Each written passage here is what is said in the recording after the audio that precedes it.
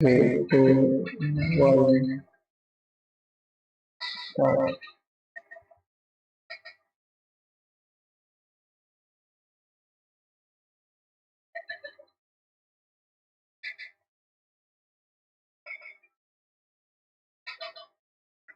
Ready? Three, two, one, start. Hello everyone. I hope all are good and safe and keep learning good. So here in this video, we will cover the topics like in Java like arrays, oops, and its beyond. So here we will cover what are arrays, what are oops concepts, what are its inheritance, polymorphism, encapsulations, everything we will cover in this video. I hope that you will like this video and you will get to learn a lot from this video if you watch the video till end. So here without wasting time, let's start with today's video.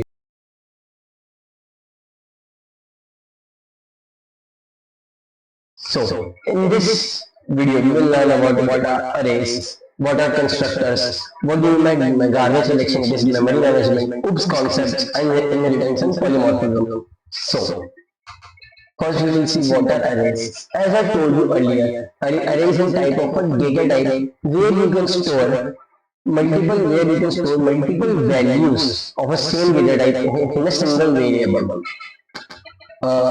English में हिंदी में simple समझाता हूँ. अगर मान लो आपको 100 हुआ data store करना है, ओके, सो अब आप क्या करोगे? आप 100 वेरिएबल डिक्लेयर करोगे. क्या आप ऐसी मेथड चाहोगे जिससे आप एक ही वेरिएबल में आप 100 जो है एक ही वेरिएबल में आप 100 नंबर स्टोर कर सकते हैं? कौन सा बेनिफिशियल है? सेकंड वाला ना कि एक वेरिएबल डिक्लेयर कर लो उसमें 100 वैल्यू स्टोर कर दो. सो बस अरे यही काम करता है.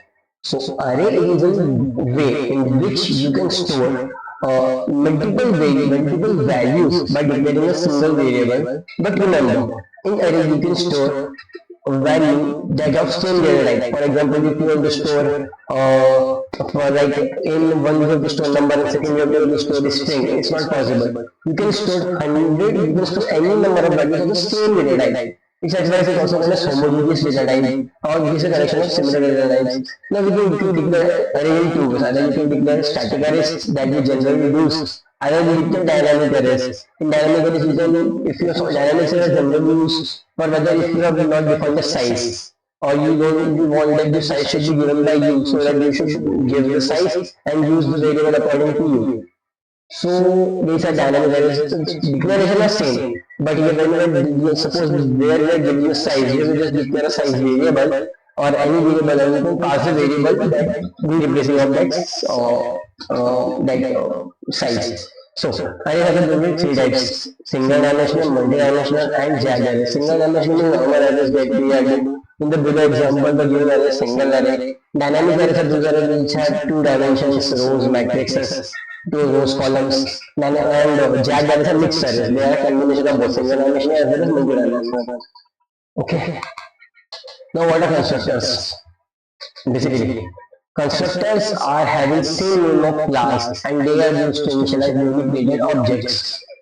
इतनी लाइन्स पढ़ रहा हूँ, हेवी भी लग रही है, नहीं समझ में आ रहा. टॉपिक कैसा है? मैं आपको इसको एक बहुत ही कॉमन वे में समझाता हूँ.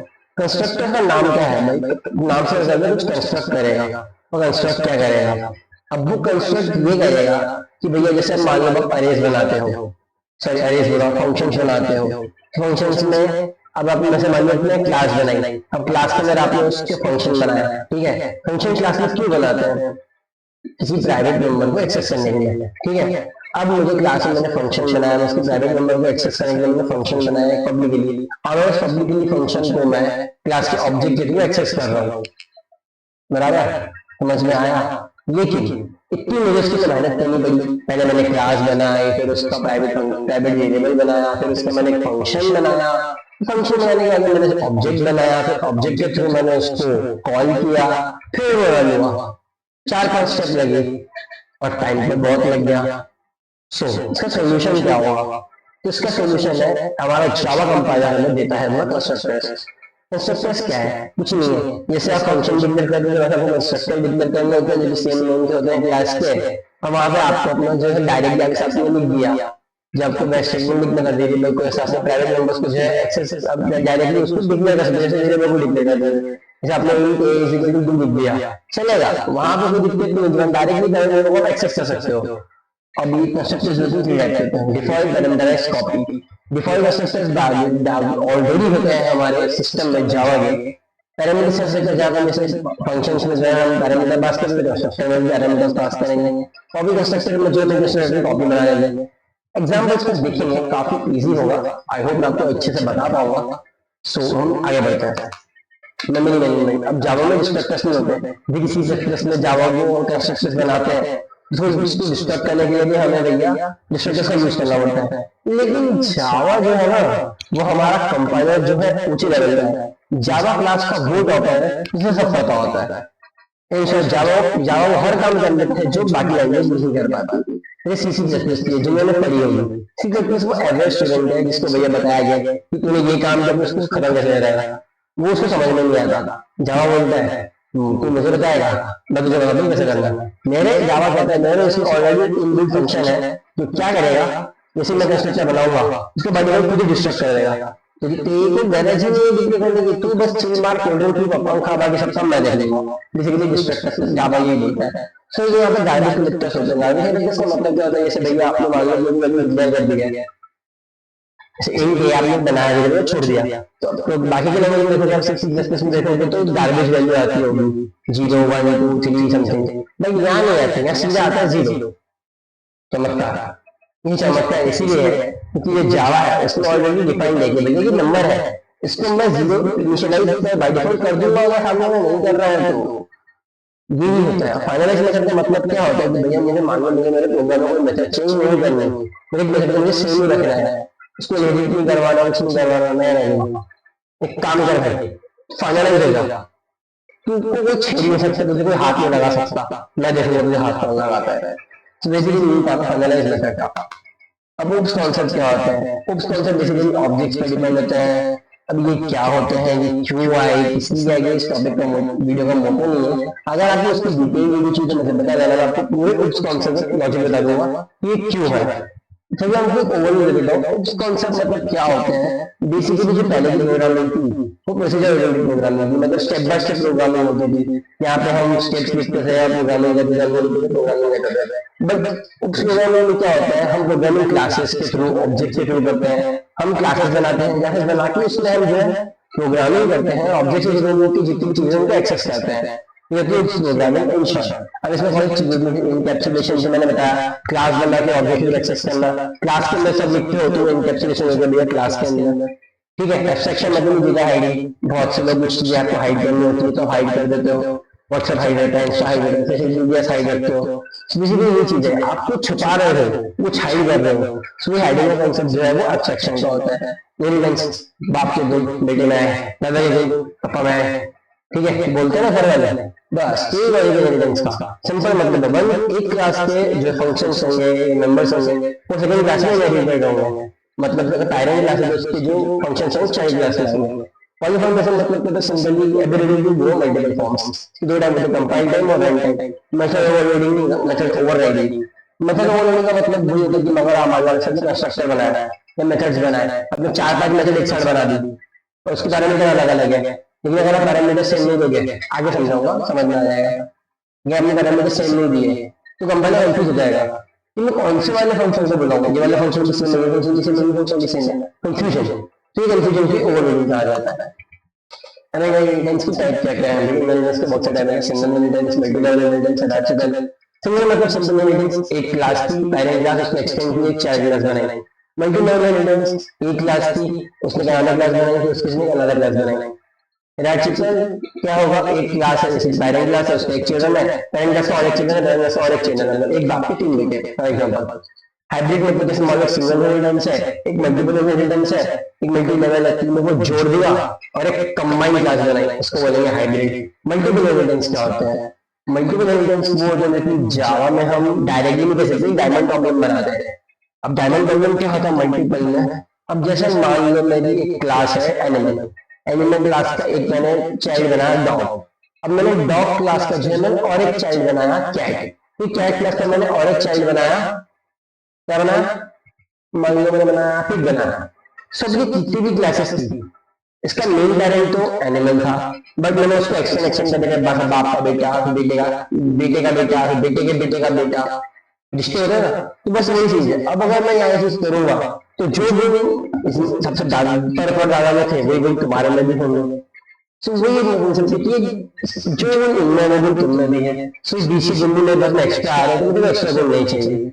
तो वही मतलब होता है डायमंड, इसी को डायमंड प्रॉब्लम कहा जाता है।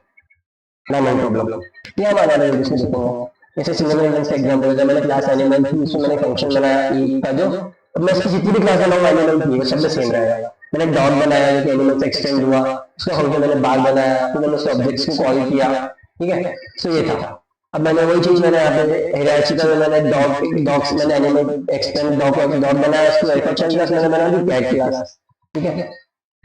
हाइब्रिड मैंने बताया, दो क्लासेस कंबाइन करके, मल्टीपल मैंने मुझे बताया। वर्चुअल फंक्शंस क्या होता है, ये एक बहुत अच्छा कंसेप्ट है, मैं आपको ऑनलाइन डेमो वगैरह में समझाऊंगा, ठीक है। ये डेटाबेस बाद में देखेंगे। अभी हम जो है कोडिंग कंसेप्ट पे आ जाते हैं लोगों, यही होता है, बस थोड़ा सा देखना पड़ता है। सो ये रहा हमारा इक्लिप्स आईडी, मैं इसे रन करता हूँ। जो मेरे भाई वेट करवा रहा है। अगर आपको ये वीडियो चाहिए कि अगर आपको इक्लिप्स आईडी सेटअप करनी है तो मुझे कमेंट कर देना, मैं आपको इसका भी सेटअप बता दूंगा, क्योंकि बहुत से लोगों को तकलीफ होती है इक्लिप्स आईडी सेटअप करने में भी। अगर आपको एबीसी से पता करना है कि जावा के लिए कैसे क्या करना चाहिए, स्टडी करना चाहिए, अगर आपको नोट्स भी चाहिए तो भी आप मुझे बता सकते हो, आपको नोट्स भी मैं आपको प्रोवाइड करा सकता हूँ। बस आप कमेंट करते जाओ, आपकी जो डिमांड है, किस टॉपिक में वीडियोस चाहिए, क्या चाहिए, वो सब आपको बताया जाएगा, बस आप जो है कमेंट करते जाओ। सो ये मैंने तो ऑलरेडी प्रोग्राम बना रखा है, ये लोड होगा वैसे ही देखो। अरे मैंने बना प्रोग्राम बना रखा है, मैंने यहाँ पे कंस्ट्रक्टर मैंने कंस्ट्रक्टर बनाया, ठीक है, मैंने क्लास बनाई स्टूडेंट क्लास, ठीक है। अब इसका मैंने कंस्ट्रक्टर बना लिया। अब मैंने पहले कुछ नहीं, सिर्फ डिफॉल्ट जब मैंने वैल्यू लिखी वो प्रिंट कर देगा। फिर मैंने लगाया पैरामीटर्स, मैंने नेम पैरामीटर दिया, मार्क्स पैरामीटर दिया। अब ये दिस पैराला आ गई, सवाल अच्छा है। मैं बराबर दिस ये वाला है कि जैसे अब यहाँ पे मैंने डिक्लेयर किया है नेम और मार्क्स, यहाँ पे मैंने लिखा है नेम और मार्क्स। तो जब कंपाइलर देखेगा वो बोलेगा अबे ये ऊपर भी है ये नीचे भी है, तो मैं किसको दूं, मैं किसको किसमें स्टोर करूं, समझ रहे हो। तो वही कंसेप्ट है भैया कि जो दिस बिलोंग करता है भैया, ये कंपाइलर जो दिस है ये मेरे चीज को बिलोंग कर रहा है, ये मेरे स्टूडेंट को बिलोंग कर रहा है, ये बाजू वाले के स्टूडेंट को डिपेंड नहीं कर रहा है, ये मेरे वाले को रिप्रेजेंट करेगा। बाबू करिएगा, अरे उठा ले रे उठा ले शाबाश, उसको ले रहे इसको उठा ले सब, बस यही कंसेप्ट है। ये जो दिस है वो इसका सपोर्ट करेगा, ये जो दिस है इसको सपोर्ट करेगा, ऊपर वाले से इसका लेना देना नहीं है। अब कॉपी का स्ट्रक्चर है, कॉपी का स्ट्रक्चर में क्या कुछ वैसे कॉपी होगी और वैसे उसमें उस क्लास का ऑब्जेक्ट पास करना पड़ता है, ठीक है। अब मैंने डिस्प्ले फंक्शन बनाया, इसमें मैं जो है प्रिंट कर देता हूँ सारी चीजें, ठीक है। अब मैंने अरे फंक्शन अरे लेना, अब मैं क्या करूंगा, मैंने स्टूडेंट एक स्टूडेंट का ऑब्जेक्ट बनाया जिसमें मैंने कुछ वैल्यू पास नहीं की, तो डिफॉल्ट कंस्ट्रक्टर कॉल हो गया। मैंने और एक ऑब्जेक्ट बनाया, फिर मैंने कुछ वैल्यूज पास की, पैरामीटर बन गया। मैंने और एक ऑब्जेक्ट बनाया जिसमें मैंने डिफॉल्ट जो है ऑब्जेक्ट पास किया, तो कॉपी कंस्ट्रक्टर बन गया।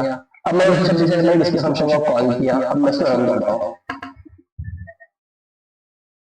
रन करने के बाद ये मेरा आउटपुट नीचे है, मैं इसको मैक्सिमाइज कर देता हूँ। देखो डिफॉल्ट कंस्ट्रक्टर मैं आपको इसको एक तरीके दिखाता हूँ, या तो सबको समझ में आएगा, ठीक है।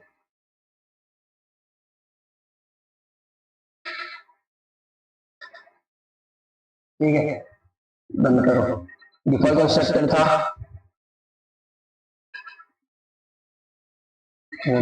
इसको डिफॉल्ट कंस्ट्रक्टर था, डिफॉल्ट की वैल्यू कुछ दिया नहीं था तो डिफॉल्ट आ गया, दिया नहीं था सर डिफॉल्ट आ गया। पैरामीटर में पैरामीटर दिए थे, पैरामीटर आ गया। कॉपी में मैंने कुछ दिया नहीं था, सिर्फ कॉपी का इसको ये आ गया, तो ये था।